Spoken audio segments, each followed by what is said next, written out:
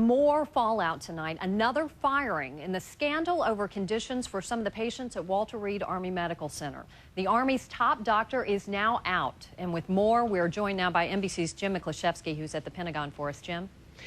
Campbell, he's Army Surgeon General Lieutenant General Kevin Kiley, who became a political lightning rod over the Walter Reed scandal and has now been forced to retire.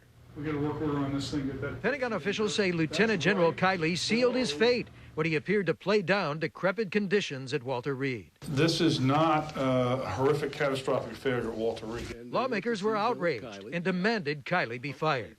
But even after the Army secretary was forced to resign and the commander at Walter Reed was fired over the scandal, the acting Army secretary still had to force Kiley to retire.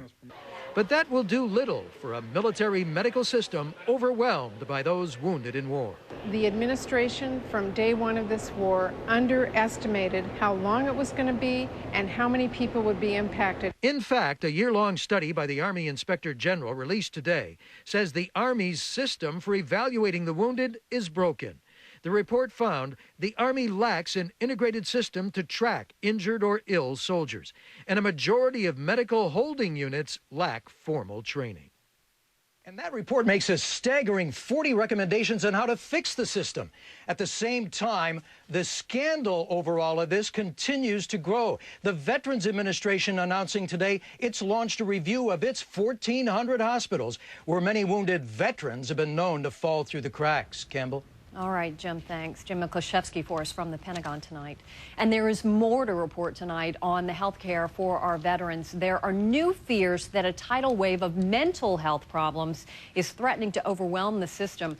The most recent evidence is in a new report out today, as we hear now from Chief Science Correspondent Robert Bazell.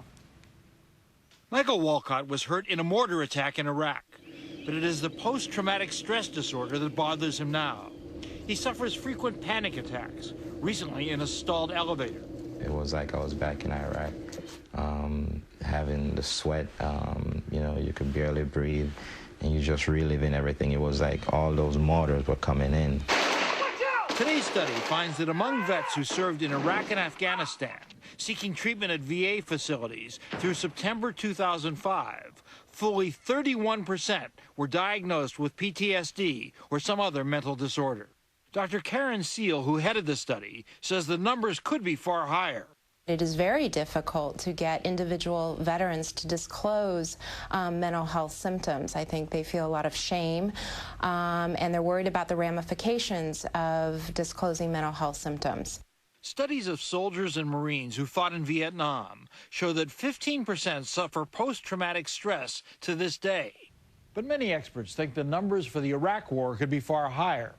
One reason is that troops in Iraq are often exposed to blasts from roadside bombs, IEDs. Can you clean your eyes back up there? No.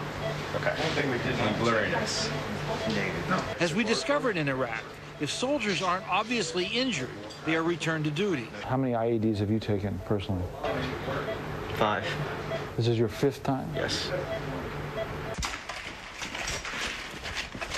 Experts caution that repeated exposure to explosions can cause hidden injuries that have the same symptoms that plagued Michael Walcott and tens of thousands of other veterans of this war.